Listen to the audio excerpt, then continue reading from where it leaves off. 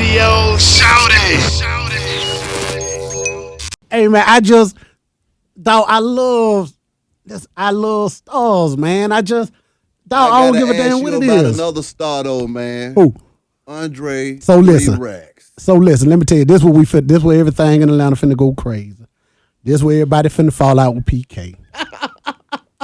This is where the line gets drawn in the sand. Come on now. This is what Facebook and Instagram and everybody goes crazy. Pretty Ken be tripping. Other half gonna be like, damn, he might be on the show. So there's two things that look identical. You have a star and you have exceptional talent. Exceptional talent is appreciated when they're doing what they're known for doing.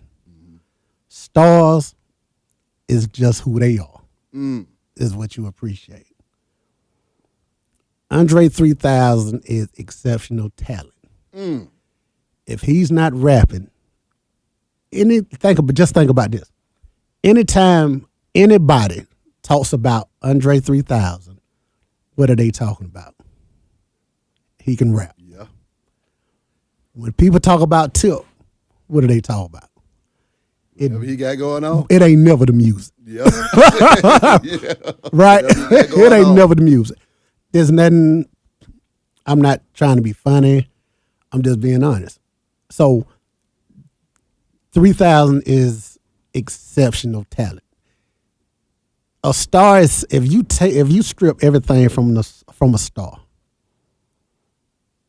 he should be able to hold that same attention with none of the shit.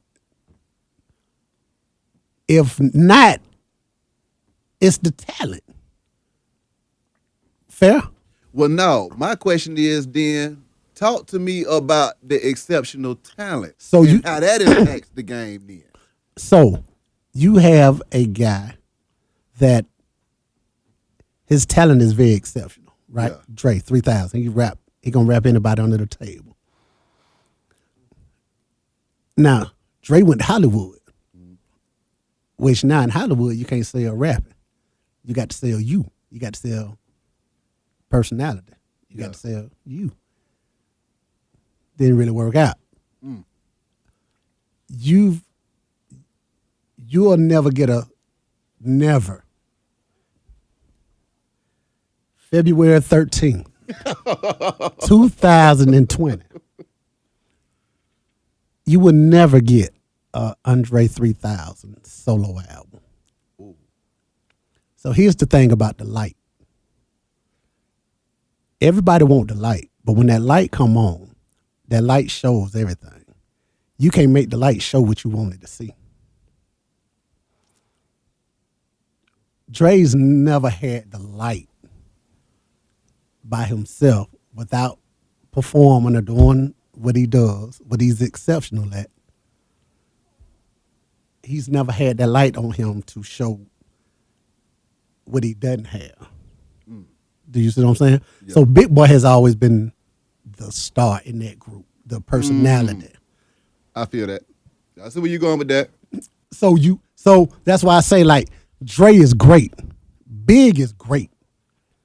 Outkast is the shit. You can't put it no better than that. You can't put it no better than that. I agree. Like, it's just like, it's no way around it. So it's just like the two with both of them brought together is what made it great. Yeah. You feel what I'm saying? Because the pieces that Dre didn't have, Big had. What they felt Big didn't have, Dre had. So it worked. And with that being said, it was something for everybody in both of them. It was a beautiful. My God. It was a beautiful mix. You know really what I mean? was. And that's not. Listen, I'm not saying anything bad about Dre. I love Dre. We're just talking from the marketing side, the business side. But then also, with that being said, what about when Dre was running circles around people, though, man? What does that mean? When it got to the point when you look at some of the stuff that he said, it was very forward thinking. A lot of that stuff, just with them bars and them verses, man. I mean, some of the stuff that Dre put down, I think it was so transparent that you could feel it. You could just feel it. The common man could feel what he was saying on that level. Yeah. So, Dre's the best. So, perfect. And then I got to go into Big, too, because I get pissed when they don't quote Big as well. But I'm with Dre right now. So here's my issue with the best rapper and all these type of lists, right? Ooh. It's because music is about a feeling, which people get different feelings from different people. And people are moved in different ways by different people. Nas does not move me. Hey. I'm not telling you Nas is trash. I'm just telling you that ain't your cup of tea. That ain't my thing. Scarface moves me like nothing else. You know what I mean? Yeah. He's not going to be in a lot of people's conversation. So artists, and when it comes to the best artists and what works for you is like going to church to see a preacher. Yeah. You're going to have, depends on what moves you and the way you need it and the way you need to receive it. You're going to have a preacher who does all the hooping and holler, which deals with a lot of feeling. You got Tupac. You know what I mean? You're going to have a preacher who deals with more of the lesson and the teachings of the Bible, which is more of a teaching angle and delivery. That is for that person. Me, personally, because of who I am, I can't get to dealing without the feeling. Yeah. You feel what I'm saying? That's just who I am. Yeah. I need you to get my attention. I need you to make me feel something to even deal with you. That's just who I am. I feel that. So that don't work for me. Yeah. This guy over here. So what I'm saying is like, Dre has a way of making people feel him through music, which is a great thing. If Dre sat here and talked to you, you will fall asleep. But that's his gift. His gift is to deliver through music. Exactly. So it still works, but that's just what it is. You got some people who can talk that shit, don't need no music. Yeah. And you got people who do it through other ways. You feel what I'm saying? Yeah. So that's his gift. His gift is music. So have you ever heard a rapper or somebody or entertainer try to have a deep conversation and you like, nigga, if you don't sing something. Exactly. Yeah. Start singing, fool. Yeah. It's being able to deliver something in words, in speaking and talking is a totally different gift than being able to deliver something through music and rapping. It's two totally different things.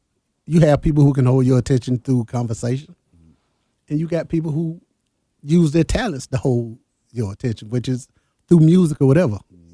So it's all needed, and it's all necessary, but understand that it's still a difference, if that makes any sense. I'm with you. Now, my next question is, why do you feel like folks always try to shade Big Boi and his bars like he wasn't in there bringing shit? Because that man got a lot of quotables in there. One of my favorites that I live by is fuck that country shit. We done a bunch of shit. And yes, you heard of this. Talk to me. I think everybody brings something special to the party. And once again, we're talking about Outkast. So even with the crazy outfits and the fashion that Dre chose to bring to the group, Big had a certain type of relatable type of thing for people that he brought to the group. That was very necessary, because you got to think about it. I never forget the first day Dre walked in with the turban on his head, and it shit got weird. Like everybody really felt like, boy, what the hell going on? Like, boy, he finna blow it, right? Which that was a real feeling. Wasn't nothing wrong with that. He had a vision, but that vision wouldn't even make sense if Big didn't hold his side. Yeah. So I've never looked at it like, yeah, you can get caught up in the lyrics. Yes. Dre is exceptional at rapping. Yes. Big is great at rapping. Big has something that Dre does not have, which holds the group together. Dre has something that Big does not have that holds the group together. When it comes to the rap and the verses, it comes down to what you like better. You know what I mean? And who you like better. Me personally, of course I feel like Dre was a hell of a rapper. And he is a hell of a rapper. But because of who I am also and how much I love personality and charisma and energy and all this, I'm crazy about Big. Yeah. I can't have Dre without Big. It don't work for me. Radio shout